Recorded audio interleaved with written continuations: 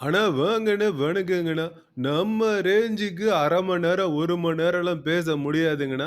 3 நிமிஷம் பேசினாலும், அத முக்கி முக்கி முட்டு குடுத்து, நமக்கு ஆதரவா பதிவு போடுறதுக்கு தாவேகால இருக்கக்கூடிய தற்குறிங்க இருக்கிறாங்கண்ணா. அவங்களுக்கு பேரு விர்ச்சுவல் வாரியர்ஸ்ன்னு நான் வச்சிருக்கிறேங்கண்ணா. என்னங்கண்ணா, வீடியோக்குள்ள போயிடலாங்களா?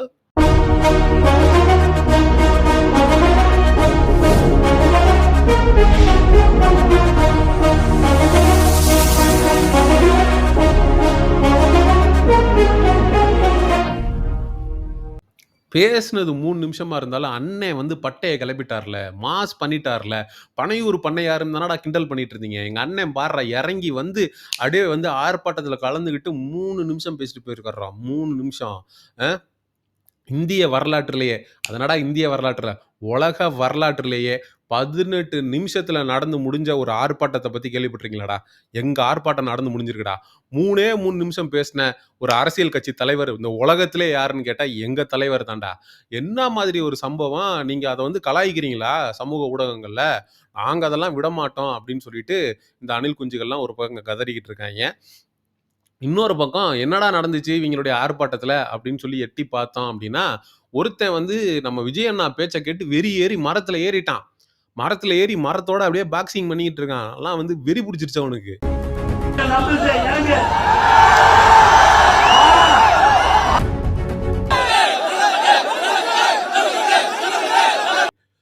அவன் வந்து இப்படி குரங்காவே மாறிட்டான்.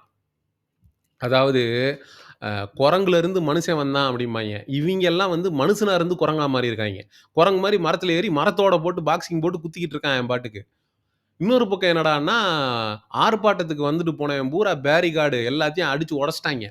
இன்னொரு பக்கம் பார்த்தா கம்பி, கிம்பி எல்லாம் வந்து அடிச்சு உடைச்சுட்டாய்ங்க.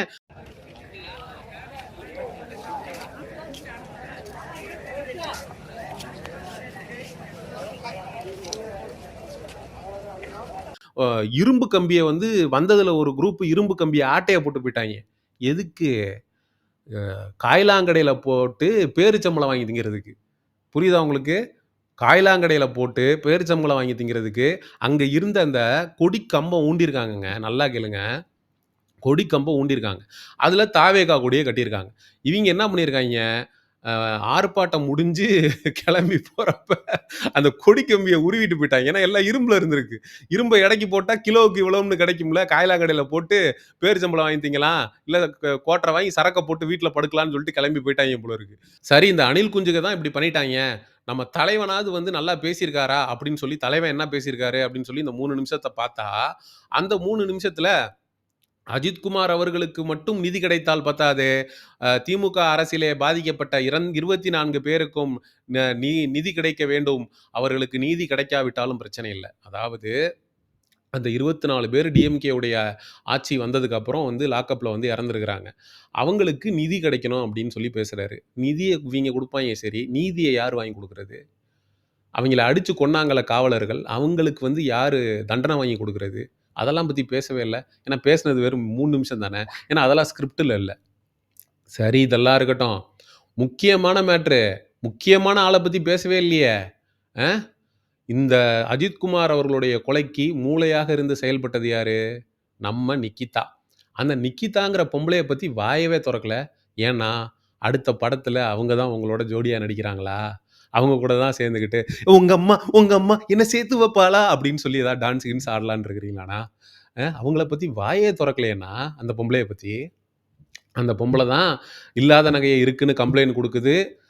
மேலதிகாரிகள தூண்டிவிட்டு, அஜித்குமாருடைய மரணத்துக்கு முக்கிய காரணமா இருந்தது அந்த பொம்பள தான். அண்ணன் சீமான் அவர்கள்லாம் அந்த பொம்பளைய கைது பண்ற வரைக்கும் போராட்டம் வெடிக்கும் அப்படின்னு சொல்லி பேசிட்டு இருக்காரு. ஒட்டுமொத்த எதிர்க்கட்சிகளும் நிக்கிதாவ ஏன் அரெஸ்ட் பண்ணல அப்படின்னு சொல்லி கேள்வி கேட்டுட்டு இருக்காங்க. மக்கள்லாம் பொங்கிக்கிட்டு இருக்காய்ங்க. நிக்கிதாவ பத்தி வாயவே தொறக்கலையேண்ணா, என்னண்ணா அதெல்லாம்? அப்படிங்கிற கேள்வி எழுது. ஏன்னா ஸ்கிரிப்ட்ல இல்ல. ஸ்கிரிப்ட்ல எழுதி குடுத்தவைங்க, நிக்கிதாவ அரெஸ்ட் பண்ணணும். நிக்கிதாவ ஏன் இந்த அரசு கைது செய்யவில்லை? அப்படின்னு சொல்லி எழுதி குடுக்க மறந்துட்டாய்ங்க. அதனால அண்ணன் வந்து மனப்பாடம் பண்ணல. மனப்பாடம் பண்ணதுனால நிக்கிதாவ பத்தி வாய தொறக்கல. அப்போ ஒரு பிரச்சனை நடந்திருக்குன்னா, அதுக்கு யாரெல்லாம் காரணம்? யாரெல்லாம் தண்டிக்கப்படணும்? அந்த பிரச்சனை நடக்காம இருக்கிறதுக்கு என்ன செய்யணும்? அதெல்லாம் வாயிலேயே வரல. இவிங்க இப்ப எழுதி குடுத்தத வந்து அப்படியே மனப்பாடம் பண்ணி ஒப்பிச்சுட்டு போயிட்டாரு. இவர் ஒரு பக்கம் வந்து ஒப்பிச்சுக்கிட்டு இருக்க, இன்னொரு பக்கம் ட்விட்டர்ல நம்ம அண்ணி திரிஷா வந்து போஸ்ட் போட்டுட்டு இருக்காங்க நாயோட. அதாவது விஜய் பிறந்த நாளுக்கு விஜய், திரிஷா, அதுக்கப்புறம் ஒரு நாய். அந்த நாயை எடுத்து விஜய் அவர்கள் கொஞ்சுற மாரி ஒரு ஃபோட்டோ வந்துச்சு பார்த்தீங்களா? அதே நாயோட திரிஷா வந்து ஃபோட்டோ போட்டிருக்கு ட்விட்டர்ல. அப்ப மாப்பிள மாட்ட அடக்க, மணப்பொண்ணுக்கு அலங்காரம் நடக்க அப்படிங்கிற மாரி, அண்ணன் வந்து 3 நிமிஷத்துல பேசிட்டு சீக்கிரம் கிளம்பி ஓடுனது, அந்த நாய பார்க்க ஓடிட்டாரு போல இருக்கு. அந்த திரிஷா கையில வச்சிருந்த நாய பார்க்கறதுக்கு அண்ணன் கிளம்பி ஓடிட்டாரு போல இருக்கு. இவிங்க வந்து கம்பிய திருடிட்டு இவிங்க ஒரு பக்கம் போயிட்டாய்ங்க. இப்ப கடைசியில தலையில துண்ட போட்டு அலைய வேண்டியது யாருன்னா நம்ம தான். மக்களான நம்ம தான். ஏன்னா, இவிங்க மக்களான நமக்கு தான் இவிங்கலாம் வந்து ஆட்சிக்கு வந்தாங்கன்னா, நாமத்த போட்டு போயிருவாய்ங்கங்கிறது தான் உண்மை. அதாவது நீங்கலாம் வந்து சீமானவர்கள்ட்ட வாங்கி குடிக்கணும். அதாவது சீமான் வீட்ல போய் தண்ணி வாங்கி குடிக்கணும். அப்பயாவது இவங்களுக்கெல்லாம் புத்தி வருமான்னு பார்ப்போம் அப்படின்றதுக்கான ஒரு முக்கியமான காணொளி பதிவு இது. சீமான் தம்பிகள் அவசியம் பார்க்கணும். அதாவது மழை கொட்டும். மழைனா மழை அப்படியே பேஞ்சு அடிக்கும், புயல் அடிக்கும், மழை கொட்டும். மனுஷன் இந்த கொடை பிடிக்கிறது அதெல்லாம் கிடையாது. எதுவும் போடாம மைக்க புடிச்சுட்டு அவர் பாட்டுக்கு பேசிட்டு இருப்பாரு. 1/2 மணி நேரம், 1 மணி நேரம் மழையில நனைஞ்சுட்டு பேசிட்டு இருப்பாரு. யோசிக்கும்போது உண்மையிலேயே கொள்கை கண்ட தலைவர்கள் சீமான் அண்ணன் போல கொள்கை கொண்ட தலைவர்களுக்கு மத்தியில வெறும் 3 நிமிஷம். அந்த 3 நிமிஷம் கூட வெயில்ல தாக்கு பிடிக்க முடியாத விஜய் ஒரு தலைவர். அவருக்கெல்லாம் வாக்கு செலுத்துற அளவுக்கு தமிழக மக்கள் தரம் தாழ்ந்து போயிட்டாங்களா? அப்படிங்கிற கேள்வி எழுது. நம்ம இவ்வளோ நேரம் நகைச்சுவையா பேசியிருந்தோம். ஆனா, ஒரு 3 நிமிஷம் தாக்கு பிடிக்க முடியாத தலைவர் மட்டும் கிடையாது. அங்க கூடியிருந்த தொண்டர்கள்ல கிட்டத்தட்ட 25 பேர் வந்து மயக்கம் போட்டு விழுந்திருக்கிறான், அந்த வெயில் தாங்க முடியாம. நீங்க 3 நிமிஷ வெயிலையே தாங்க முடியாத இந்த விஜய், எப்படி வந்து தமிழக மக்களுக்கு வந்து அரசியல் செஞ்சு நல்லது பண்ணி கிழிக்க போறாரு, மக்களோட சேர்ந்து போராட போறாரு, மக்களுக்கு உறுதுணையா இருக்க போறாருன்ற கேள்வி இயல்பானது. எவ்வளோ பெரிய மேட்ரு. இந்த நிக்கிதா அப்படிங்கிற பொம்பள தான முக்கியமான காரணம். அந்த பொம்பளைய கைது செய்யணும் அப்படின்னு நீங்க பேசலனா, அப்படி நீங்க என்ன அரசியல் பண்ணி கிழிக்கிறீங்கங்கிற கேள்வி எழுதுல்ல? நெறைய விஜய் ரசிகர்கள் வந்து கோச்சுக்க கூட வாய்ப்பு இருக்கு. என்ன எங்க அண்ணன் கூட சேர்ந்து அந்த பொம்பள நடிக்க போகுது. அதனால தான் அவர பத்தி பேசல. அப்ப ஏன் பேசல? அ நாம் தமிழர் கட்சி சார்புல நடத்தப்பட்ட ஆர்ப்பாட்டத்துல சாட்ட பேசினாரு பாரு. நாம் தமிழர் கட்சியுடைய கொள்கை பரப்பு செயலாளர் நிக்கிதா பத்தி சாட்ட எவ்வளோ டேரிங்கா பேசினா. எத்தன எத்தன பேர் நிக்கிதாவ அரெஸ்ட் பண்ணணும்னு சொல்லி கண்டன குரல்கள் வந்து எழுந்திருக்கு. தெரியாதா விஜய்க்கு?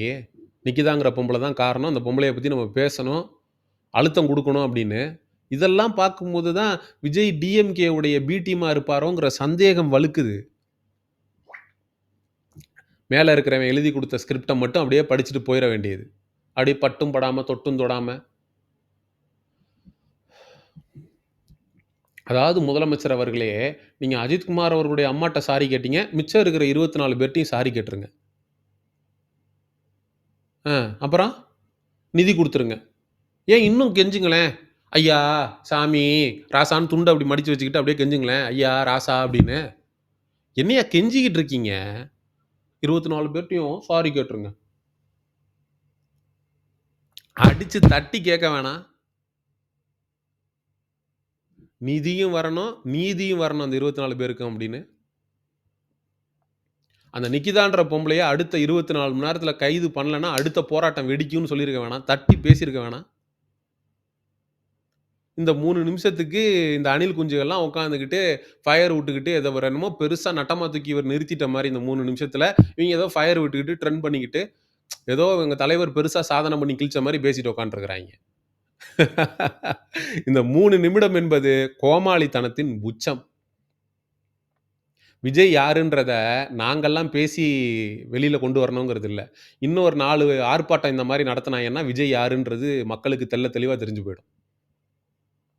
அதுவும் இந்த ஆதவ அர்ஜுனா பேசுறாருங்க. ஐயோ! அதுக்கான உடைய ஆர்ப்பாட்டம் தான் என்று மாண்புமிகு முதலமைச்சர் அவர்களே, ஒவ்வொரு அரசு கொலைகளும் ஒரு நியாயம் இருக்கிறது.